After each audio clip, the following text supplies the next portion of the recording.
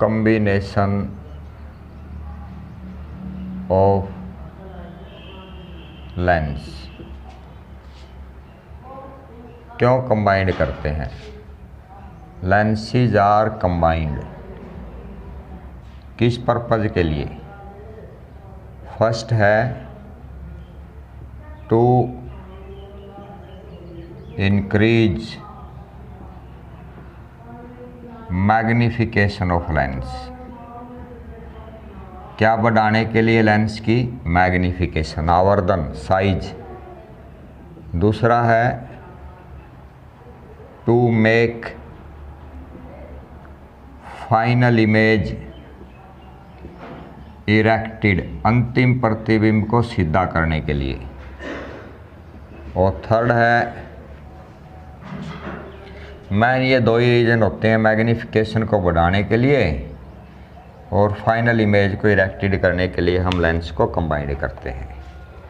तो कैसे कंबाइंड करते हैं वो केस हम लेते हैं।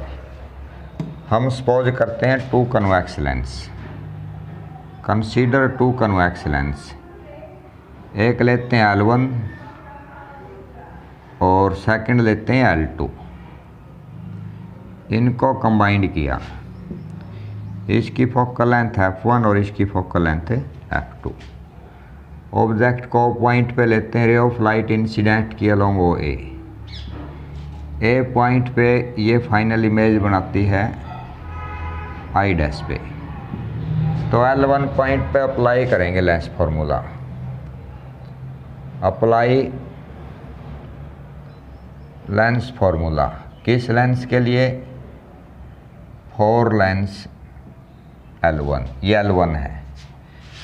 लेंस फॉर्मूला था आपका 1/V माइनस 1/U 1/F, लेकिन L1 की इमेज I डैश पे है इसलिए ये V डैश हो जाएगा और L1 की फोकल लेंथ F1 है।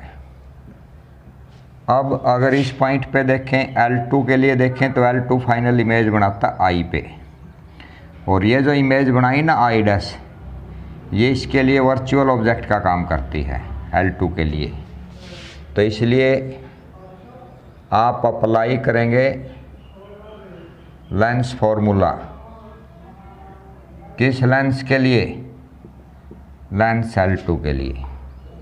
इसमें फाइनल इमेज बनी I पे, तो इमेज का मान हो जाएगा V और इसका ही ऑब्जेक्ट I डैश पे, ऑब्जेक्ट की दूरी हो जाएगी V डैश और इसकी फोकल लेंथ है जो L2 की वो क्या है? F2। ये इक्वेशन 1 है, ये इक्वेशन 2 है। ऐड करेंगे इक्वेशन 1 को इक्वेशन 2 को। यहाँ से 1/F1 प्लस यहाँ से 1/F2। ये 1/V डैश प्लस का 1/V डैश माइनस का कैंसिल हो जाएगा, ये प्लस ये माइनस। यहाँ से 1/V और यहाँ से माइनस का 1/U। हमने सपोज क्या कि इन दोनों के कम्बिनेशन से ये सिंगल लेंस बन गया। क्या बन गया? Single lens. और ऑब्जेक्ट लिया ये O पे, ये रे ऑफ लाइट OA के लॉन्ग इंसिडेंट की, इसने फाइनल इमेज बनाई I पे जिसकी फोकल लेंथ मान ली है। अगर इसके लिए अप्लाई करें लेंस फॉर्मूला तो इमेज की दूरी V माइनस ऑब्जेक्ट की दूरी U और फोकल लेंथ 1/F। ये इक्वेशन 3, ये equation 4।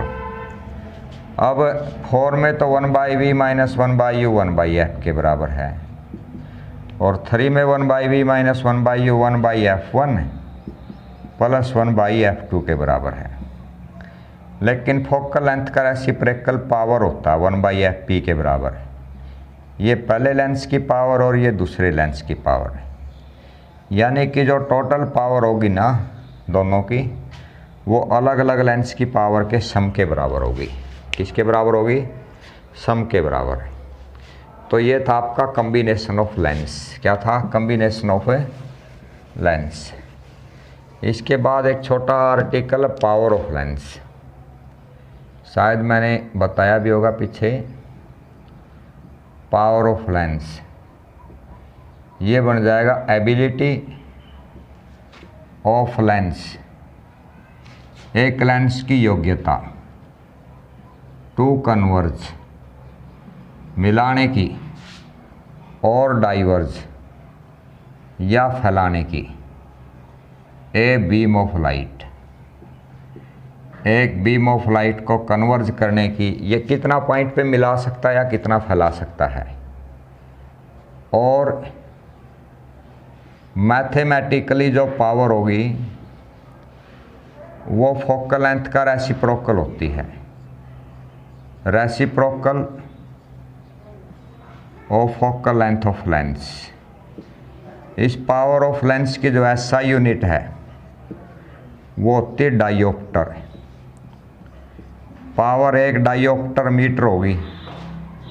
Power of lens is said to be 1 dioptre metre if focal length of lens is 1 metre, अगर फोकल लेंथ 1 मीटर हो।